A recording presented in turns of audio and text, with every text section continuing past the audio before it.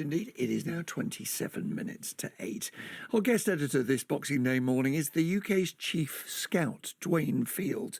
He's an explorer, an adventurer, a man who's been to both the Arctic and the Antarctic. Born in Jamaica, he moved to a North London estate when he was just 6 years old, but still remembers the joy he took in exploring the world as a child in the Caribbean. When you talk about the joy and the riches, all I can think about was the freedom I had to roam and the freedom I had to explore the environment I was in, with the safety net of having someone who loved me that I could always run back to when I got bitten or stung or scratched or scraped by something. I had the benefits of the outdoors and of adventures as a kid. So I know the benefits, I know the outcomes, and I want that for every other kid because I know it can have a real impact. As a little extract of a conversation we had, which you can hear at the end of today's programme, and throughout it, Dwayne has wanted to hear from young people who love the outdoors now, who've been inspired to care for the natural environment, which is why we're going to hear from Amy Bray from Cumbria. She started planting trees when she was 16 years old. To date, the planting project she set up has led to around 32,000 new native trees taking root in the fells above Ullswater in the north of the Lake District.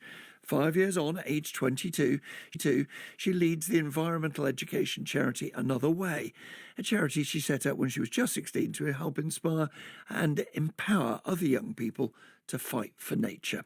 Caz Graham, a voice you may recognise from Farming Today, joined her planting trees in the hills above Ullswater. Okay, so I'm gonna get some of these alders out of this bag, and then I'm gonna get some rowers and carapaces to go in the mix as well. You're just picking up your shovel? Picking up my shovel, let's make our way down the hill. There's loads of people out this morning, aren't there? It's a lovely community effort. Can you remember when you planted your first tree? The first tree in my primary school, we planted a tree when we left, which was really sweet. But then my very first tree planting that I organised was back in 2019. I was 16 at the time, and it was here in the Matterdale Valley. We planted a mixed oak woodland with lots of school children, and it was such a joyous week because it felt like we were really doing something tangible to improve our valley and our landscape for our future. So that was my very first tree planting event, and I've put lots of trees in the ground ever since. This is our tree, so I'm going to snuggle the roots into that turf and the hole that we've just created, making sure the roots are nice and spread out. You're doing loads of work with young people in this area, and you've got some of them out here today. Planting trees, haven't you? I have. They're wonderful, and I just love the joy and energy that they bring to this. Hello. You must be Erin. I am Erin, yes. You are Erin. Hello, Erin. It's nice to meet you. I'd shake your hands, but my hands are absolutely filthy. Oh my goodness, they are, aren't they? You are covered with the soil of the earth, aren't Yes. you? What is this you've just planted? I think it's a hawthorn. Yes. And how many have you planted this morning? 1, 2, 3, 4, 5, 6. So a lot. Why do you want to be involved with something like this, Erin? It's absolutely beautiful, and a lot of my environmental work's really depressing. A lot of the work I do specialises in like fast fashion and sciencey stuff. Really sad. So getting to do something like this really brings me back in touch with why I care, you know? I am Archie. I'm 13.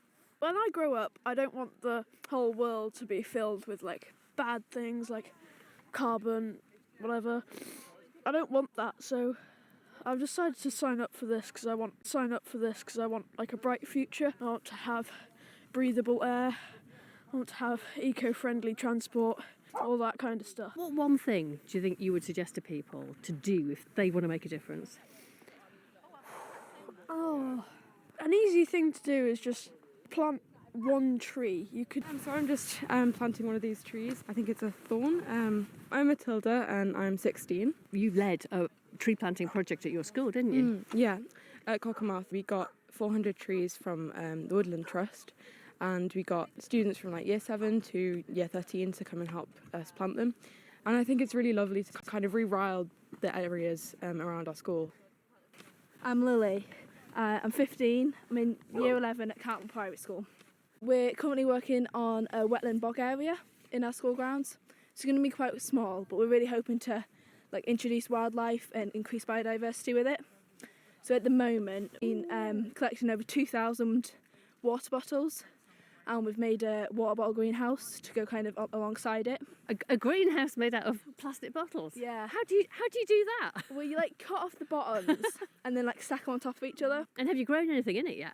No, so it's only got one wall at the moment. What's made you One wall at the moment. What's made you want to get involved with all of this? I just feel like there's so many things that need fixing or improving or changing, and we can't leave that up to the people in power to do at the moment. One of the other strings to Amy's environmental bow is that she is a trustee of the Cumbria Wildlife Trust.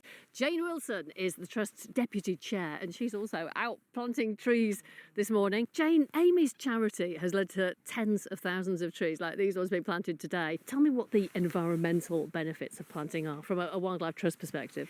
Planting a tree is just the start of many things. Biodiversity increase is great because you get all sorts of species that live with a tree. You also get this benefit of holding water back in the environment. Greater benefit of drought resilience because all our water comes through the land. Carbon capture is a big one as well. Amy is one of your trustees, and she's just turned 22, and she is probably 30 younger than the average trustee in your organisation. Why did you want her voice contributing to you as a trust?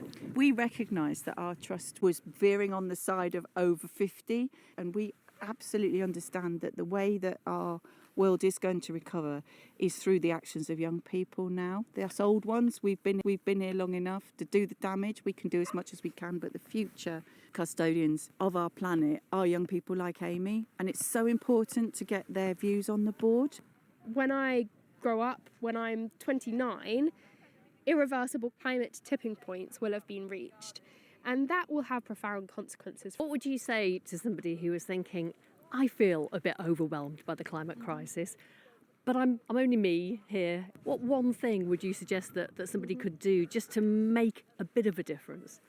Have a conversation about climate with someone. We all have a voice and we all have someone we can talk to. And collectively, we can imagine the future that we want to create. And once we've collectively imagined that future, which is such an opportunity, we can get started, get our spades out and start creating that future. And with that thought, there's an awful lot of trees back there waiting to be planted while we've just been standing here talking. We've let everyone else do the hard work. Right, we better go, hadn't we? Caz Graham there talking